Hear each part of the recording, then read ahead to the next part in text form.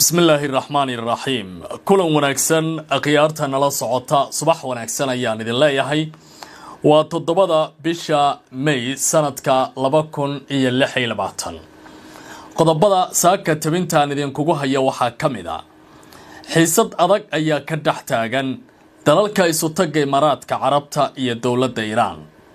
war ayaa ka soo baxay taliyaha ugu sareeya ciidamada Imaaraadka waxana uu leeyahay isku day kasta oo lagu soo xadgudbo wadankeena waxaan ka bixin doonaa jawaab adag isagoo markaasi u duur xulaya dawladda Iiraan la yiraahdo halka bayaan adagna uu ka soo baxay wasaaradda amuraha dibadda ee wadanka Isutaga Imaaraadka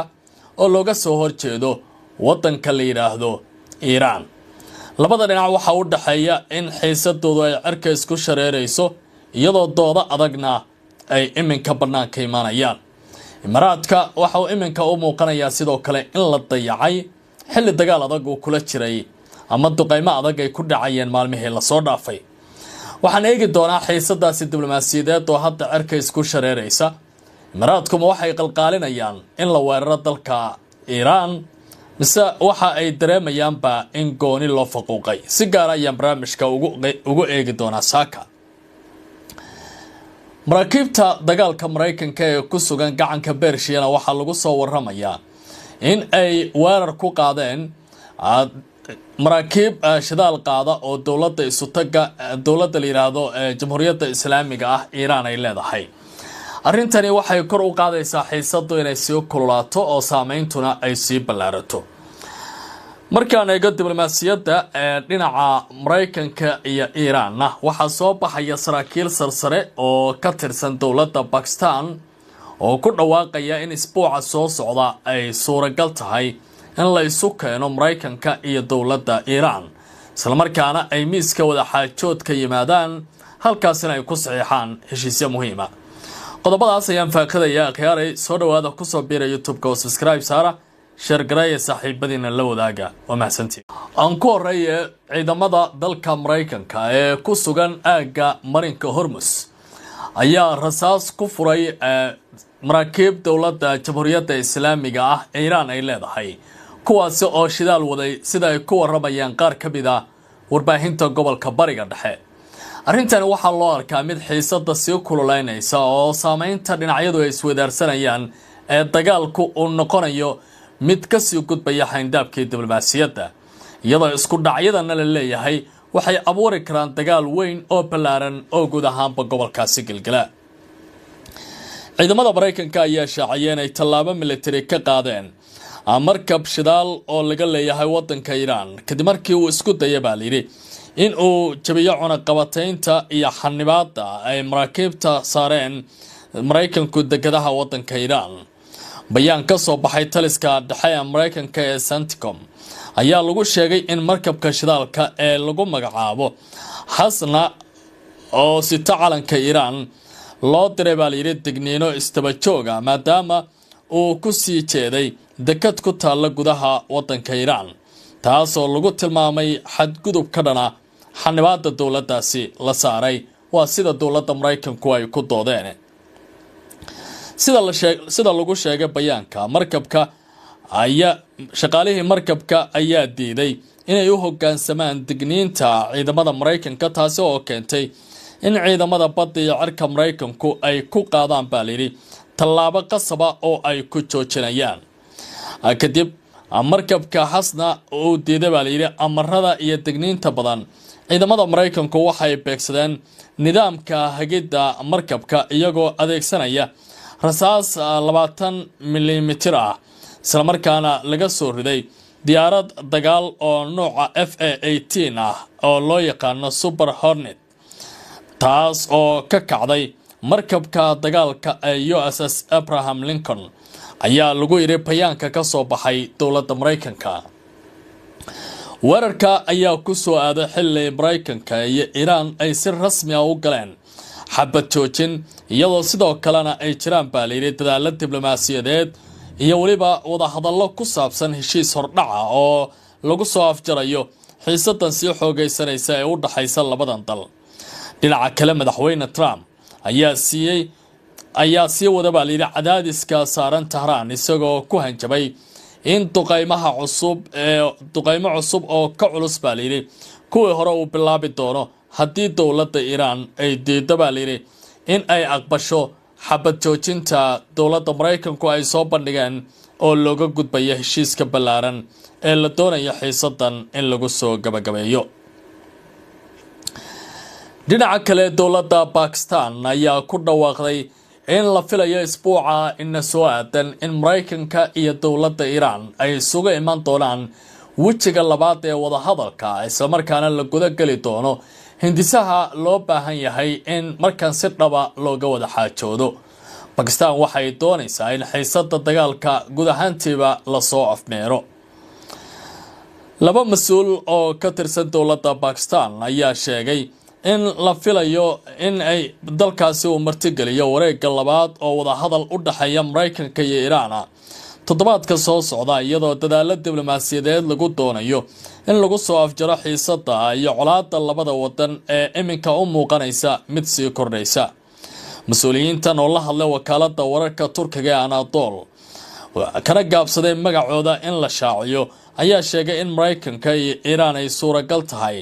in ay gaaraan heshiis hordhaca ka hor safarka madaxweyne Donald Trump uu ku tagayo dalka Shiinaha 14 iyo 15 May. sidoo kale ilahaasi waxa ay tilmaameen in madaxweynaha Donald Trump uu si weyn u danaynayo heshiis laga gaaro Tehran ka hor booqashadiisa wadanka Shiinaha.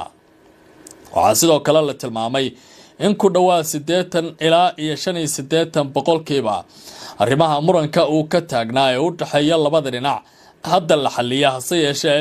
arrinta sida adag u taagan uu yahay barnaamijka nuclearka ee dowladda Iiraan. dhinaca kale wakaaladda wararka rasmiga ah ee Iiraan ee IRNA la yiraahdo ayaa horey u sheegtay in Tahraan ay u gudbisay soo jeedin cusub oo loo mariyay dalka Pakistan taas oo dhexdhexaadinta ka wada u dhaxaysa Mareykanka iyo dowladda Iiraan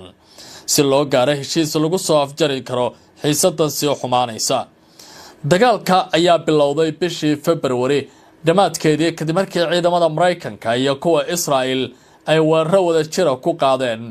dowladda Iiraan isla markaana la dilay inta badan madaxdii wadankaasi uu ka mid ahaa murshidkii ugu sareeyay Ayatollah Ali Khamenei.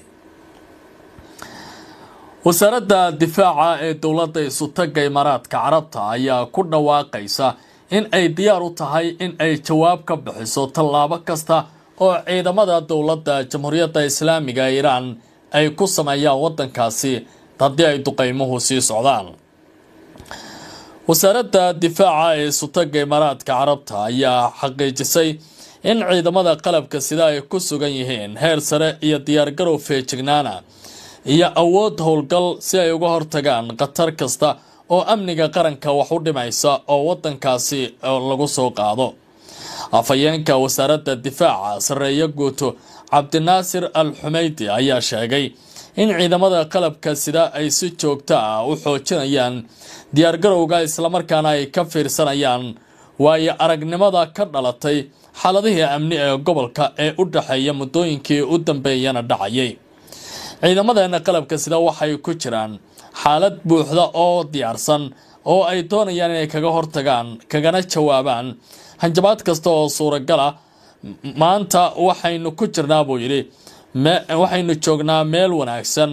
oo aynu uga jawaabi karno tilaabo kasta oo la isku dayo wadankeena in lagu soo qaado sida uu hadalkiisa u dhigay. waxa uu sidoo kale xusay munaasabada sanad guuradii 50aad ee mideynta ciidamada qalabka sida ee wadanka Imaaraadku in ay ahayd taariikh aad u weyn oo xoojisa midnimada iyo awoodda difaaca xilli wadankeena uu ku jira buu yidhi weerar gardarro iyo adyad ka imaanaya wadanka Iiraan. dhanka kale horumarinta mustaqbalka wasaaradda difaaca waxa uu sheegay in mudnaanta ay siinayso awoodeynta qalabka militariga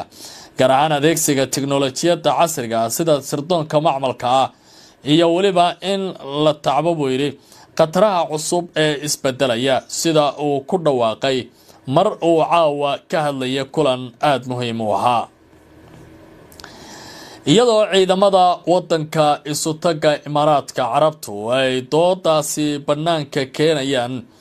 haddana waxaa soo baxaya arrimo kale oo cusub oo u dhaxeeya baa layidhi labada wadan ee hadda iswajahaya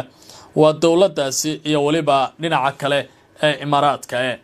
bayaan ka soo baxay wasaaradda amuraha dibadda ee imaaraadka carabta ayaa lagu sheegay in guud ahaanba dowladda imaaraadku ay si weyn uga jawaabayso warqadii ka soo baxday wasaaradda amuraha dibadda ee wadanka Iran ee ku saabsanayd in imaaraadku uu saldhigyadiisa aan looga soo duulin wadankaasi haddii kale dhibaatooyinka ka dhasha mas-uuliyadeeda aanay iyagu qaadi karin. hadalkan markii uu soo baxay kadib dowladda imaaraadku waxa ay bilowday in ay si weyn dhaliil ugu jeediso wadankaasi. sida ay qorayaan warbaahinta Abu Dhabi dowladda isutaga imaaraadka carabta ayaa si adag u cambaaraysay bayaan ka soo baxay wasaaradda amuraha dibadda Iran kaasi oo lagu dhaliilay xiriirka iyo iskaashiga difaaca ee Abu Dhabi la leedahay Mareykanka. bayaanka rasmiga ah ee ka soo baxay wasaaradda arrimaha dibadda ee imaaraadka ayaa lagu yiri Abu Dhabi si adag ayay u diidan tahay eedeymo iyo hanjabaad kasta oo wax u dhimaya madax banaanida amniga qaranka iyo go'aanada madaxa bannaan ee dowladnimada. wasaaraddu waxay cadaysay baa layidhi in xiriirka iyo iskaashiga caalamiga iyo kuwa difaaca ee imaaraadku ay yihiin kuwa madax bannaan oo qaranka si gaar ah u taabanaya isla markaana aysan jirin cid xaq u leh in arrimaheeda gaarka loo yeeriyo. hadallada kasta oo xambaarsan hanjabaad toos ah ama dadban oo ka dhana amniga dalka xarumaha muhiimka ah muwaadiniinta iyo dadka degan wadankeena ee ka hor imaanaya xeerarka qaramada midoobay ee isxaq dhowrka dowladaha madaxa bannaan dowladda imaaraadku si cad ayay u diidaysaa ayaa lagu yiri. dhinaca kale imaaraadka ayaa sidoo kale adkeeyay inuu haysto dhammaan xuquuqaadka sharci diblomaasiyadeed iyo military si uu uga jawaabo qatar kasta iyo falal cadowtinimo kasta oo ka dhana danihiisa qaranka. xiisadan ayaa sidoo kale sii xoogaysatay kadib markii wasaaradda difaaca imaaraadku isniintii ay sheegtay in ay ka hortagtay 15 gantaal iyo 4 diyaaradood oo iswada oo ka yimid dhinaca Iran kuwaasi oo sababay dhaawaca 3 qofood. Iran ayaa guud ahaan badeediyay oo beeniyay baa layidhi eedaynta ka imaanaysa dhinaca isutaga imaaraadka oo la xiriirta duqeyntaasi inay wax luga ku lahaayeen. subax wanaagsan khiyaarta ay nala socota ay tabinta qaybtana intaas ayaan ku hakinayaa. baahinteena subaxnimo waa noo sii socon doontaa ee ku soo biira YouTube-ka oo subscribe saara. nabadgeno.